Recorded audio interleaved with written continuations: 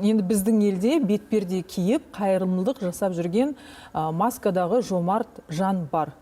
Осы ретте анықтайын деп едім. Оның кім екені жұртқа белгісіз. Ал сіздерге белгілі ме бұл тұлға кім екені, жалпы ол тарататын қаражаттың қайдан түсіп жатқаны нақты ақпараттарыңыз бар ма? Жалпы қайырымдылық мәселесі бойынша, яғни бұл әрекеттер қайырымдылыққа жата ма, жатпай ма деген мәселе бұл басқа министрліктің құзыретіне жатады, яғни мәдениет және ақпарат министрлігі. Бұл ретте біз өз тарапымыздан жаңа салық төлеу мәселесі бойынша қарастырамыз, яғни салықтың толыққанды төленуі, кірістердің толыққанды көрсетілуі декларацияларда осындай мәселелерді қарастырамыз.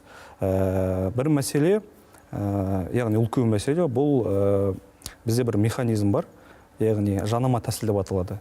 Егер кірістердің сомасы көрсетілген декларацияларға сәйкес келмесе, яғни сіздің шығыстарыңыз кірістеріңізден көп болса, әрине осындай мәселелер бойынша тиісті шара қолданады. Яғни осы қайырымдылық мәселесі бойынша, егер азаматтар белгілі бір үлкен табыстар тауып, бұның дұрыс емес қолданып, яғни қайырымдылық мәселесін қолдана отырып, өзіне кіріс табу мүмкіндік тапса, яғни заңсыз әрекеттер жасаса, әрине біздің тарапымыздан өз қызметіміз бойынша шаралар алынады.